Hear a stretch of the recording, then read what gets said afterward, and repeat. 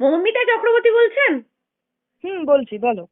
দিদি, দীর্ঘদিন আপনি রিপাবলিক বাংলায় বসেন, সন্তুর সঙ্গেও অনেকবার নিশ্চয় দেখাও হয়েছে, কথাও হয়েছে সামনে থেকে।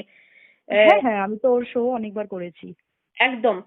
দিদি, একটা বিষয় সন্তুকে নিয়ে বিভিন্ন রকম মন্তব্য আসছে যে হঠাৎ করে কেন সাংবাদিক থেকে রাজনীতির মঞ্চে চলে গেল, এরকম ভাবে যা অনেকেই নীতি কথা শুরু করেছে, কি বলবেন?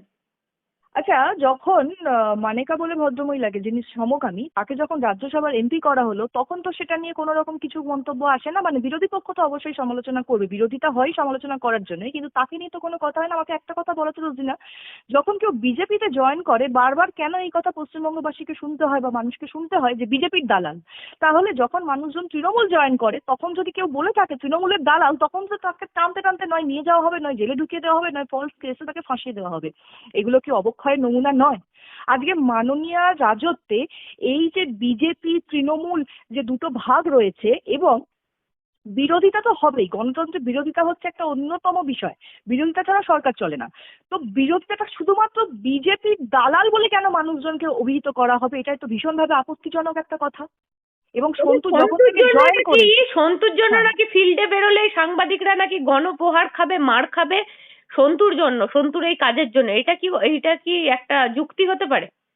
আচ্ছা, সন্তু যখন রাজনীতিতে জয়েন করেনি তখন থেকেই তো ওকে ধরা হচ্ছে। সন্দেশখালিতে সেই ওকে যেভাবে অ্যারেস্ট করে টানতে টানতে লাইভ শো করছিল, ও রিপোর্টিং করছিল, তোমরা যেরকম ভাবে বিভিন্ন ঘটনাতে যাও, ফিল্ডে যাও, কাজ করো, তো সেটাই করছিল, তো কোনো অসভ্যতা করেনি। আমি তো তখন রিপাবলিকে লাইভে বসবো বলে মানে রেডি হচ্ছে, আমি তখন নিউজটা দেখলাম যে ওকে টানতে টানতে নিয়ে যাওয়া হচ্ছে এবং ওর হাত থেকে বুম ছিনিয়ে নেওয়া হচ্ছিল। এই সমস্ত কাণ্ডগুলো তো তখনও করা হয়েছে। যে তারপরে ও যখন মাননীয় চোখে চোখ রেখে প্রশ্ন করেছিল যে আপনি কি কয়লার টাকা নিয়ে কোথায় যাচ্ছেন, বোধহয় এরকম কিছু একটা কথা বলেছিল, এবং মাননীয়া ওকে ঘুরিয়ে তখন রিপ্লাই করলেন, বলছেন যে তোমরা দালালদের চ্যানেল। আচ্ছা, একটা কথা বলো, পশ্চিমবঙ্গে কি বিরোধিতা করা যাবে না? মানে এরকম কথা যে আজকে তৃণমূলের বিপক্ষে কথা বললেই কোনো না, মিডিয়াকে আমি দালাল বলছি, বলে অভিহিত করা হবে? মৌমিতা দি, বলছি হ্যাঁ। সন্তু আজকে সাংবাদিক থেকে জয়েন করেছে, ডিরেক্ট জয়েন করেছে বলে এত কথা হচ্ছে। আরেকটা মৌমিতা দি, মুখ্যমন্ত্রীর সঙ্গে সুপ্রিম কোর্ট চলে যাচ্ছে সাংবাদিক, শপথ সঙ্গী, হুম। মুখ্যমন্ত্রীর পাশে বসে ইফতারি করছে, তিনি একটা চ্যানেলের বড় এডিটার, তাকে নিয়ে কোনো কথা হবে না কারণ সেই চ্যানেল শাসক দলকে রিপ্রেজেন্ট করে বলে, নাকি? শুধু তাই কেন, সাগরিকা ঘোষকে তো রাজ্যসভার এমপি করা হচ্ছে, তিনিও তো শুনেছি নাকি প্রফেশনাল জার্নালিস্ট ছিলেন একটা সময়, এবং তারই একটি শো থেকে মমতা বন্দ্যোপাধ্যায় একটা সময় উঠে চলে গেছিলেন। আজকে সেই ভদ্রমহিলাকে উনি রাজ্যসভার এমপি করেছেন। এগুলোকে তৃণমূলীয় যারা, তৃণমূলের যত সমস্ত পিঠু রয়েছে, তারা কি সেগুলো জানেন না? যারা যে তৃণমূল কংগ্রেসকে মাথায় করে নাচেন, তারা কি এইসব ঘটনাগুলো ভুলে গেছেন? আজকে শোনো, একটা কথা বলি, মানুষের প্রফেশন যাই হোক না কেন, রাজনীতি মানুষ যখন করছে, তখন সে তার সমস্ত প্রফেশনকে ছেড়ে ধুয়ে মুছে এসে সে রাজনীতিটা করছে। তাকে কি সেইটুকু তার করার অধিকার নেই? আজকে গণতান্ত্রিক সমাজে আমরা জন্ম নিয়েছি, একটা গণতান্ত্রিক দেশে আমরা থাকি, আমাদের রাজ্যে গণতন্ত্র চলছে। তাহলে মানুষ কোন প্রফেশন থেকে কোথায় আসছে এটা নিয়ে তো কথাই হওয়া উচিত না। সব থেকে বড় কথা, রাজীব কুমারকে উনি আজকে, একজন যিনি মানে পুলিশ অফিসার ছিলেন, তাকে আজকে রাজ্যসভার এমপিতে পাঠানো হচ্ছে। কোয়েল মল্লিককে রাজ্যসভার এমপি করা হচ্ছে, সে তো প্রফেশনে অভিনেত্রী, কই তাকে নিয়ে তো কোনো কথা হচ্ছে না। তৃণমূলের লোকেরা তাকে নিয়ে তো একটা কথা বলছে না। একজন সমকামী মহিলাকে, সেটা না হয় মানলাম যে আজকে মুসলিম তোষণ রাজনীতি করে যেটা উনি বেঁচেছিলেন, মুসলিমরাও আজকে তার দিক থেকে সরে যাচ্ছে।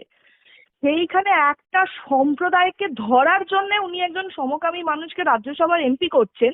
সেটা মানে মানুষের সেক্স ওরিয়েন্টেশনটা তার ব্যক্তিগত হতেই পারে, সেটা নিয়েও কিছু বলার কথা নয়, কিন্তু সেইটা নিয়ে যখন তৃণমূলের লোকেরা একটা কথাও বলছে না, তাহলে একজন জার্নালিস্ট যদি বা সাংবাদিক যদি রাজনীতিতে জয়েন করে, এটা নিয়ে তো এত নোংরামি করার কোনো মানেই হয় না, আমি বলবো। একদম। মৌমিতা দি, আপনি সন্তুর সাথে অনেকগুলো শো করেছেন অলরেডি হ্যাঁ, বলছেন। হ্যাঁ।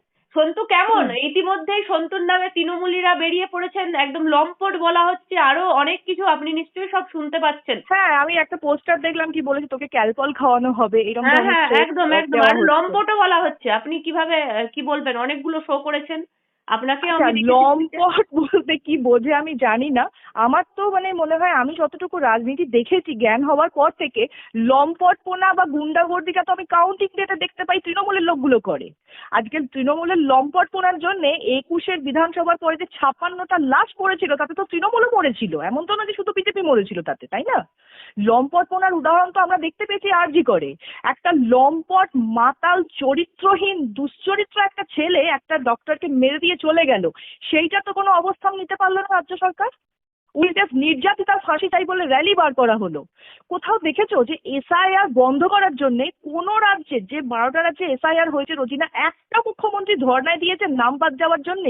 একটা গণতান্ত্রিক প্রসেসকে ধ্বংস করার চেষ্টা করা হচ্ছে, দিনের পর দিন ধরে গণতন্ত্রকে উপেক্ষা করার একটা প্রয়াস চলছে আমাদের পশ্চিমবঙ্গে। এবং আজকে যখন মমতাদি আজকে যখন সন্তু জয়েন করেছে তাকে বলা হচ্ছে যে দূষণ মুক্ত হলো, তারপর একজন তো মানে যাচ্ছে তাই ভাবে গালাগালি দিয়ে সন্তুকে পোস্ট করছেন, তারপরে আপনাদের শোয়ে নাকি সন্তু সব মহিলারা মহিলাদেরকে নাকি ইয়ং মহিলাদেরকে পছন্দ করতো যারা প্রচুর ছটপটে, তাহলে তো সেই তুলনায় আপনাকে আমি যেভাবে রুচিসম্মত দেখেছি, আপনিও কি খুব ছটপটে ছিলেন তাই সন্তু পছন্দ করতো শোয়ে? না না, বিষয়টা এরকম, দেখো আমরা যখন কোনো শোতে বসি আমরা সবাই ছটপটে হয়ে যাই, এবং সেখানেতে কোনো বয়সের এরকম বিষয় থাকে না। আজকে যদি 20 বছরের কোনো প্যানেলিস্ট আসে সেও চনমনে ছটপটে হয়ে যায়, যখন 40 বছরের কোনো প্যানেলিস্ট বসে সেও চনমনেপনা করে, 30 বছরের কেউ সেও চনমনেপনা করে। এবং পশ্চিমবঙ্গের এখন ব্যাপারটাই এমন হয়ে গেছে না, তুমি উত্তেজিত হয়ে যাবে কথা বলতে গেলে, এটা আলাদা করে ওরকম বিষয় না। আর সব থেকে বড় কথা হয়েছে না, একটা কথা আমি বলতে চাইবো থ্রু তোমার চ্যানেল, এই যে সন্তু পান ওইটুকু বয়সে রাজনৈতিক জ্ঞান ছেলেটির যতটা গভীর আমি খেয়াল করে দেখেছি, এটা কিন্তু একটা খুব বড় পজিটিভ বিষয় হতে পারে বিজেপির জন্য। আজকে যদি সন্তু পানকে ঠিকঠাক ভাবে দায়িত্ব দেওয়া যায় এবং ও ছেলেটিকে যদি কখনো জনপ্রতিনিধিত্ব করার দায়িত্ব দেওয়া যায়, আমি তোমাকে বলে দিচ্ছি ও কিন্তু আগামী প্রজন্মের মুখ, এবং আগামী যে তরুণ, মানে গরিব ঘর থেকে উঠে আসা থেকে শুরু করে আমাদের পশ্চিমবঙ্গে যে সমস্ত আমি বলছি তরুণরা গ্রাম আজকে বাংলা থেকে এসেছে বলে ছেলেটাকে, কৃষক পরিবারের গ্রাম বাংলা থেকে এসেছে বলে এত আক্রমণ করা হচ্ছে মৌমিতাদি।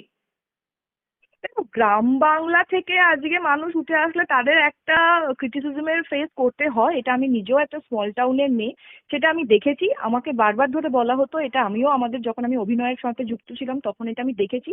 এই সমালোচনাটা চলতেই থাকবে, কিন্তু একটা মানুষ কোথা থেকে এসেছে আমার মনে হয় সেটার দিকে দৃষ্টিপাত না করে সে আগামীতে কি কাজ করবে তার কর্ম যোগ্যতা দিয়ে তাকে বিচার করা উচিত। নট দ্যাট তার কি উপাধি, নট দ্যাট সে ব্রাহ্মণ কি শূদ্র কি ক্ষত্রিয় কি বৈশ্য, নট কি সে কোন ফ্যামিলি থেকে বিলং করে বা কোন জায়গা থেকে উঠে এসেছে। এটা একটা মানুষের পরিচয় হতে পারে না। একটা মানুষের পরিচয় হচ্ছে তার কর্ম।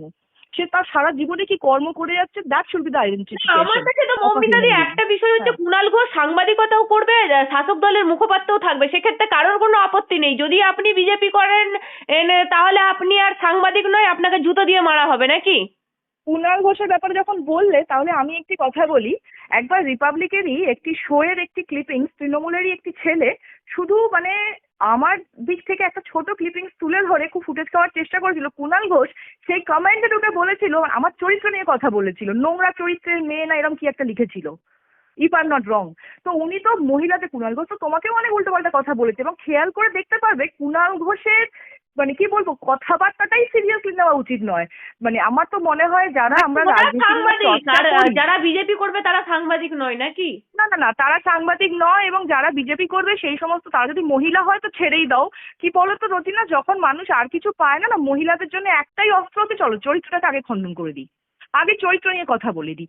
এই জিনিসটা তো তৃণমূল কংগ্রেসের একটা কালচার হয়ে গেছে। মহিলাদের কোনো সম্মান আছে সেই দলে আগে আমাকে বলো। শুধুমাত্র যারা তৃণমূল করে তাদের সম্মান আছে, দিদি আপনি যারা তৃণমূল দীর্ঘদিন করে না। ঠিক দীর্ঘদিন ধরে বিশ্লেষণ করছেন, আপনার এই মুহূর্তে সন্তুর ভবিষ্যৎ কি মনে হচ্ছে? কালকে জয়েনিং এর পর থেকে কি মনে হচ্ছে? দেখো, ওর ভবিষ্যৎ সম্পর্কে আমি কি বলবো, তবে আমি এটুকু বলতে পারি যে ওকে যদি সঠিক জায়গা থেকে দায়িত্ব দেওয়া হয়, এবং আমার মনে হয় অ্যাজ এ জনপ্রতিনিধি সন্তু খুবই ভালো আগামী প্রজন্মের মুখ হতে পারবে। এবং সন্তুর যে দায়িত্ববোধ সম্পর্কে আমি যতটুকু অবগত, এবং ও এত সিরিয়াসলি শো গুলো করতো, আমি শিওর যে ও রাজনীতিক ময়দানেও কিন্তু ঠিক ততটাই ডেডিকেশন দিয়ে কাজগুলো করবে। কাজেই ওকে যদি কোনো বড় দায়িত্ব দেওয়া হয়, আমি এটুকু বলতে পারি আমার যতটুকু ছেলেটির উপর বিশ্বাস, ও কিন্তু আশাহত করবে না হাই অথরিটিকে, এইটুকু দিদি আমি বলতে পারি। একদম দিদি, আপনাকে অসংখ্য ধন্যবাদ আমাদের এতক্ষণ সময়